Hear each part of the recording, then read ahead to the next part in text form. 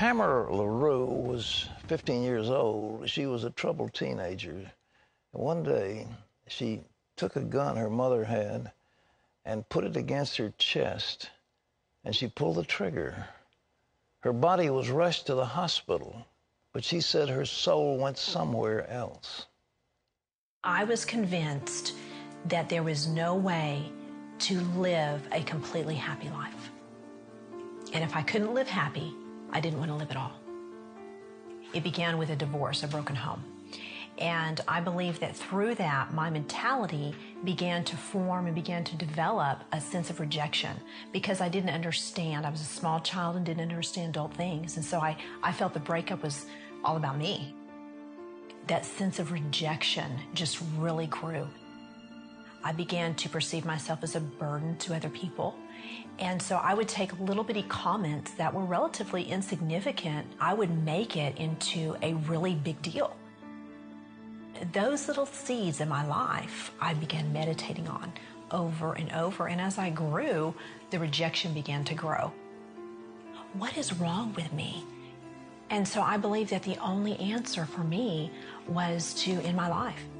I walked to my mother's room thinking I don't want anyone to see me because I'm so determined to end my life, to end the void, to end the suffering, to end the loneliness, that nothing was going to stop me.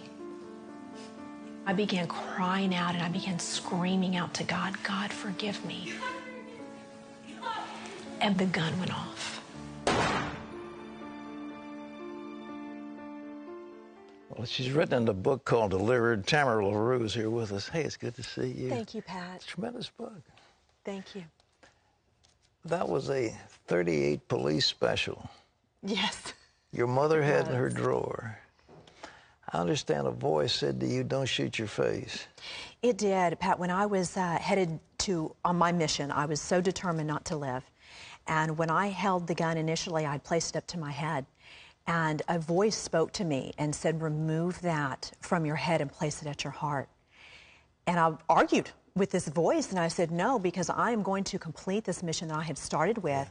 And so all of a sudden I get a vision of what I would look like if I was, to some bizarre reason, survive that. And then I got a vision of what I would look like, and I felt a compassion for my family. And so I listened to the voice, and I removed the gun from my head, and I placed it down at my heart. You pointed to your chest. You had it straight going down this way into your heart. I did. I knew where my heart was, and so I took the gun, and I aimed it directly for my heart because I was not going to miss. And I wanted that gun to send me into eternity because I was so desperate for my pain and my suffering to end. So you pulled the trigger and there was a loud bang, and then what happened? Pat, when I pulled that trigger, I knew my body was dying. I felt the blood rushing through my lungs. Death gripped my body. I became blind. I became deaf. And as my soul left my body, I began traveling faster than the speed of light. And I began falling and falling and falling. And all of a sudden, this explosion happened on the inside of me. It was as if there was like a sulfuric type acid burn that consumed me in every way. It was so hideous and terrifying. There are no words to describe the level of pain and the type of burn that I was experiencing. What was it? It was hell, Pat. It was what the Bible describes as hell. It was the fire of hell. And when I looked around, not only was I in a place of death, but I now had become death. I was no longer in a place where there was peace. I was in a place of total torment. Were you terrified? I had become fear.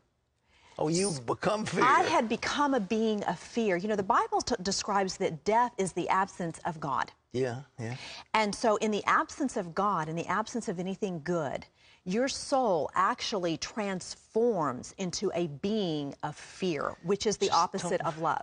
So my being, my person turned into a being of fear, a being of pain, a being in total isolation. There wasn't anybody else around you. Pat, I could look out and I could see thousands, millions of people that were all around me, but I was unable to communicate with them. Was it like a lake? Was it molten? It was like I don't know that it was like a lake. There was it's hard to describe. I guess you could say it was like, it was a huge sea of people. Yes, and there were many, many chambers that were all around me. And all of the people that were there were in the same formless being, screaming out in agony, in total terror, in a hideous scream. Then there was no end to it, Pat. There are no words to describe how horrific this was. They were screaming in agony. They were screaming in agony, and because they had become total beings of death. Yeah. And that's hard for the physical mind to understand those things. But when I would look at it, I remember looking at an individual, particularly, and they were as close to me as you are. And when I saw them, Pat, I knew everything about them. I knew every sin they had committed. I knew my knowledge about their life was completely full. I knew everything they had done wrong. I knew their thoughts. I knew their emotions. I knew the will. I knew everything I could think upon. My wisdom was in its fullness. It was like a Harvard degree instantly, but it didn't matter. It didn't matter. In that hideous state of a burning torment, the only knowledge that mattered was that Jesus Christ was Lord. And here I am in this state of agony, indescribable agony, and the only thing that mattered was that I never surrendered to the lordship of Jesus Christ. Was this like regret in your mind as part of that fear? Absolutely regret. There was so much regret and shame and guilt that I had believed a lie and that I had believed the deceit. And when I looked out across the lake, across the heavens, I could see the entire universe, Pat. And it was like the earth was magnified. And there was a mutual feeling, a mutual understanding of everyone, the thousands and millions of people that were there with me, that we did not want anyone to go where we were. We wanted people to go back to earth and warn everyone, don't believe the lie. Do not be deceived by your enemy. Do not come here. Is that in your mind prior to this that ever could have seen anything as horrible as that? No, no. Never. And now I read the Bible and I see the Bible, how it describes hell. Yeah. And I look at my experience, and there are no words to describe what I experienced, Pat. Was there any end to it for these people? No, there was no end. No end? No end. And you could look across the Gulf expanse, and you could see heaven. You could see the peace, the joy, the love, the wholeness. And you knew you were never going to experience that, because time does not exist in eternity.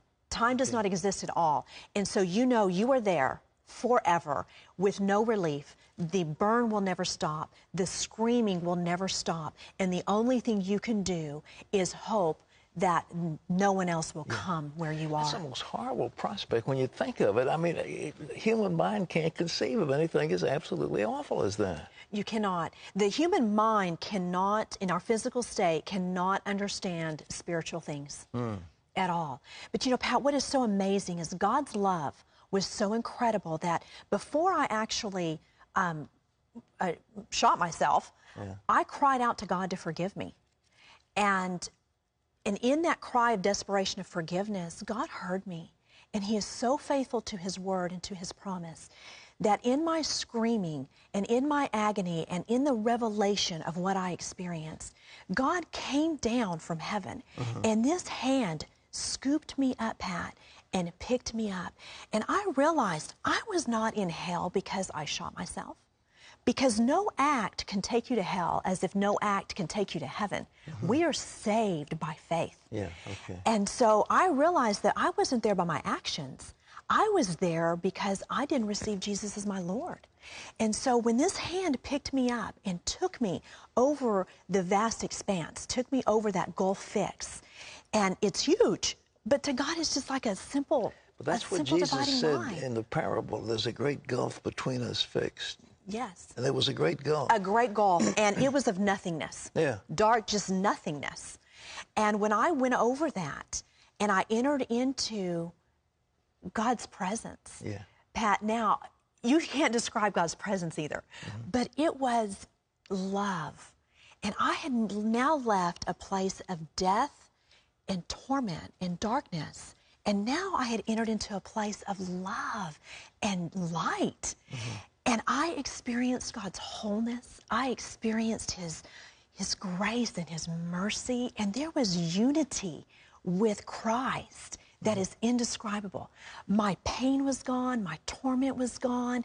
And I was in this presence of total wholeness. And you could see the lights, the beauty of the stones and the lights reflecting in heaven. And the very sight of them was rejuvenating and just energizing. And they it was were communicating magnificent. with each other. The people were talking. Oh yes, they were all communicating. However, I was restricted. You were. I was not allowed to take part in any of that. Although I knew that was going on and although I saw those things, I was not allowed to take part of that or to see many things in detail. There was many things understood, and the knowledge was free and wisdom was free. And so as I traveled over the heavens and I was cleansed of my sin, and I came back, and you know, there are, in the spiritual world, you're not confined to the restrictions of the physical world. And so I came right back into the roof of my home, and they laid my body, the vessel of God laid my body back, my soul back into my body. And when He did that, I instantly could see and hear again. And I knew at that moment that I was surrendering to the Lordship of Jesus Christ.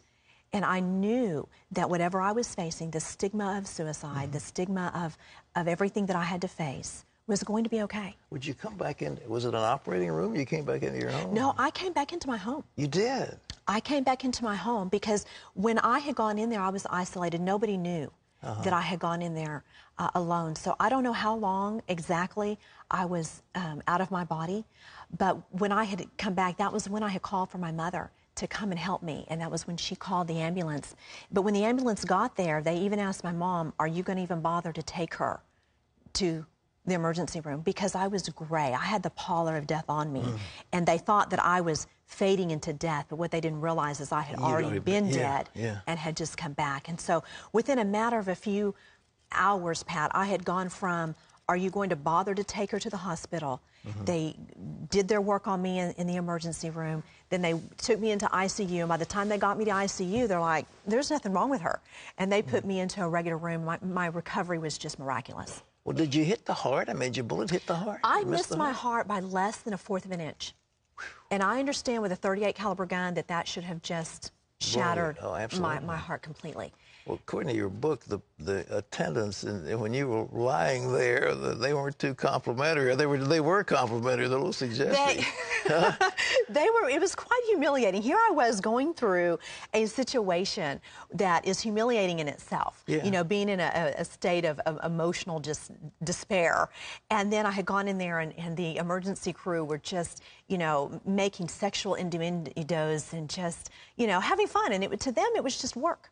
You know, they were just working. Did they know you were alive and hearing all this? Oh, I was very coherent. I mean, they were looking at me for a response. Yeah. And my response was just, you know, I kind of smiled like, "I can't believe you're saying this." You know, but that was part of, God used that, Pat. He works all things for our good. Sure. And He used that to show me, "Tamara, you have got to not be afraid of people. There is only one fear you should have, and that is a reverent fear for me." And this is, you were 15 years old. I was 15 years old. What's happened since? You know, it's amazing. You know, you hear testimonies of how God just completely delivers you emotionally. That didn't happen with me, Pat. Although when I came back, God healed me of hopelessness. But He did not deliver me emotionally instantaneously. And I began my journey. And on this journey, it has been a wonderful journey. God has begun to teach me how to take the promises of His Word and apply them to my mind and apply them to my emotions. So God has, through a process, completely delivered me and made me whole, where I am no longer emotionally distressed or depressed or sad or lonely or rejected. Do other people buy this when you tell them? What's your family, your parents? What do they think? Did you tell them where you'd been? You know, initially I did not tell them, Pat, because it scared me. Yeah. And I know that the stigma when people commit suicide, it's, you know, you're wanting attention and we're going to, okay, you know, and I didn't want people to think that I wanted attention. I wanted people to know what I had to say was the truth, because I was so afraid of what people thought about me. I didn't tell anybody. For 2 years, I kept this secret to myself. And when I was ready to come and tell people, when I became saved, I started going to church, I started studying God's Word, I started on my journey of learning how to become free and how to apply the cross to my life. Yeah. But I made a lot of mistakes. And I would still fall back and I would drink and I would party with my friends because I needed these friends, I thought. Okay. And God showed me different. And so when I came out and began to tell my story, people were like, okay, if you're really telling the truth, then why did you go back and do these things? And it's a perfect opportunity for me to tell them, when our soul is in our body, we are in a war for our soul. Right. And I am having to learn how to crucify my flesh and live after the Spirit of God. And I have gone on that journey. And so now, Pat, people, when I share my testimony, we see people saved and delivered and restored and made whole. And that same love that God has given me, I'm seeing Him manifest in the lives of others. And it's just amazing. Tamara, this book is tremendous. Ladies and gentlemen, it's called Delivered. Tamara Laroux, what a story. And that journey from heaven, or hell to heaven, not heaven to hell, hell to heaven. Yes. Tamara, God bless you. This is great. Oh, thank you so much. God has been... We serve a mighty God. We do indeed. And, you know, Pat, I want to say one thing. If you are believing anything other than the gospel of Jesus Christ, you are believing a lie. Because the gospel is the truth. It is the only truth. You cannot add to it, nor can you take away from the gospel of Jesus. You've been there. And I've been there. Tamara, God bless you. Thank you Thank you so much. Tamara Laroux, ladies and gentlemen. A whole week, we're talking about life beyond the grave. People who've been there, they've seen it. Listen to what they say. We leave you with these words from John 14. Jesus said, I am the way, the truth, and the life. No one comes to the Father except through me. We'll see you tomorrow. Don't miss it. Bye-bye.